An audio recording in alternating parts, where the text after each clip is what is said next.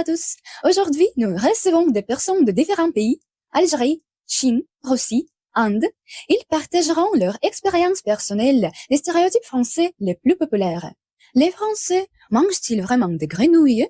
Portent-ils toujours des marinières?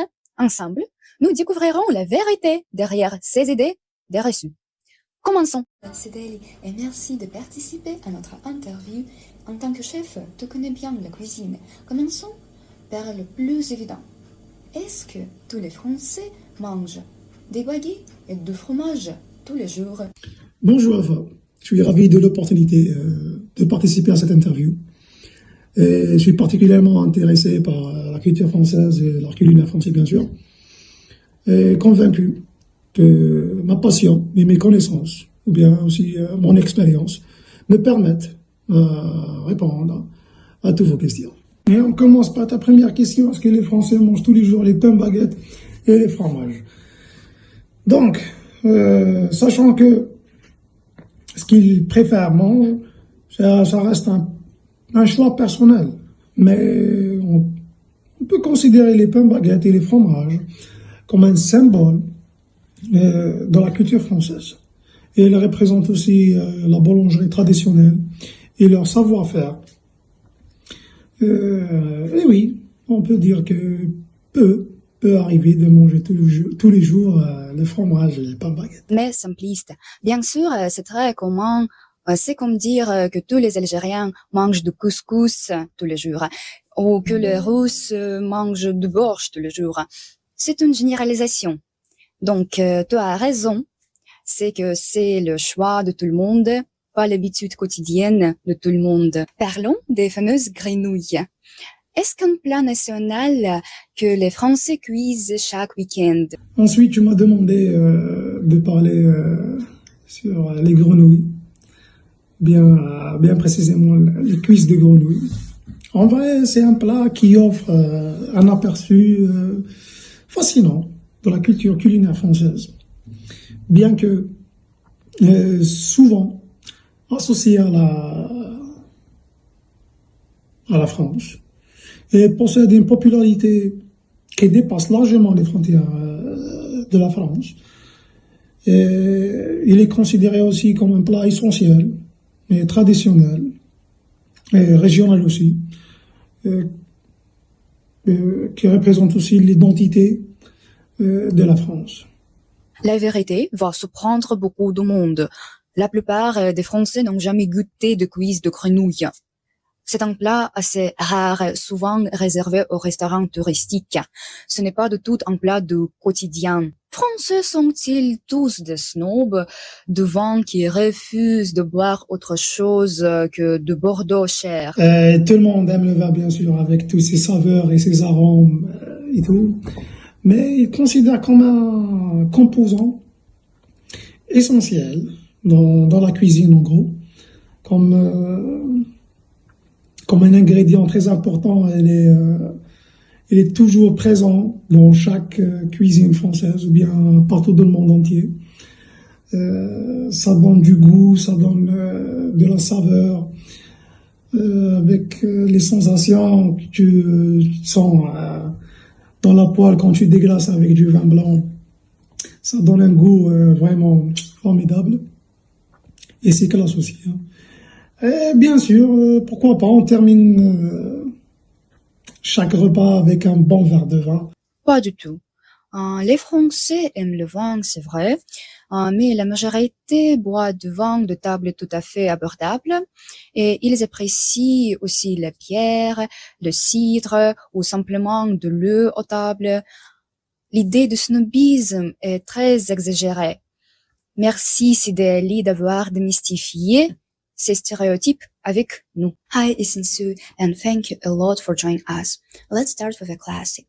When we say French manicure, what image comes to mind for people around the world? What image comes to your mind?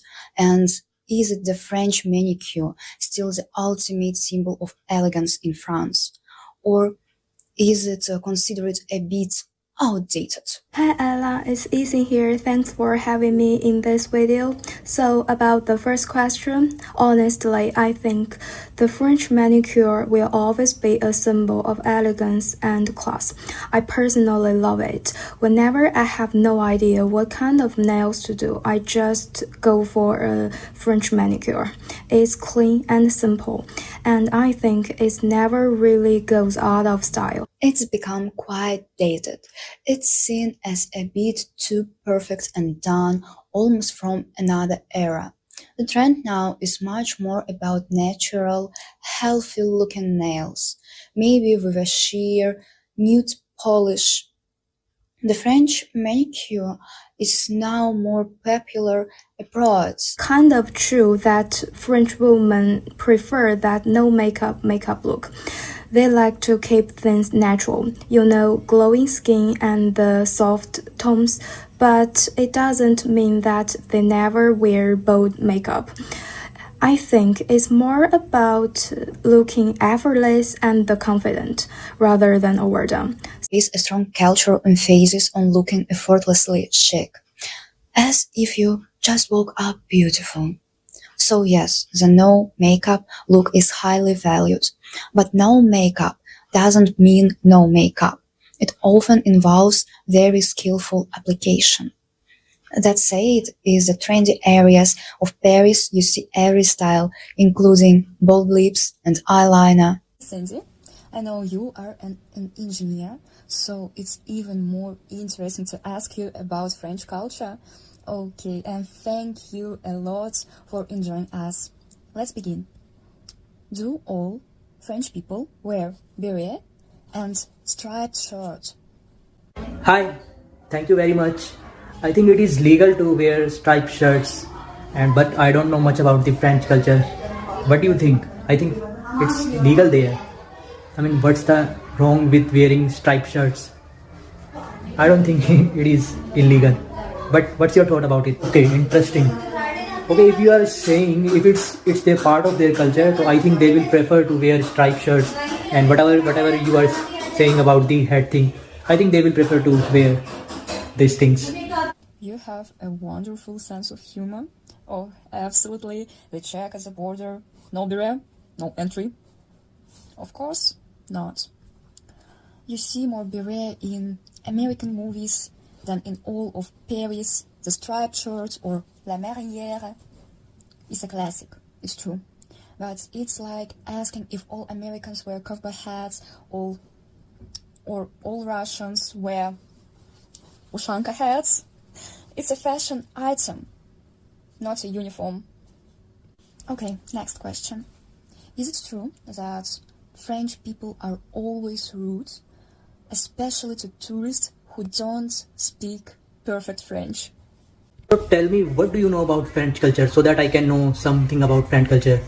Actually, if you at least try to say merci and bonjour, people are much more helpful. It's about respect, not perfection. And of course, if you don't say bonjour when entering a shop, you are the one being rude. A simple greeting works wonders. Добрый день, Анастасия. Спасибо, что согласилась участвовать в интервью. Ответь мне, пожалуйста, на пару вопросов.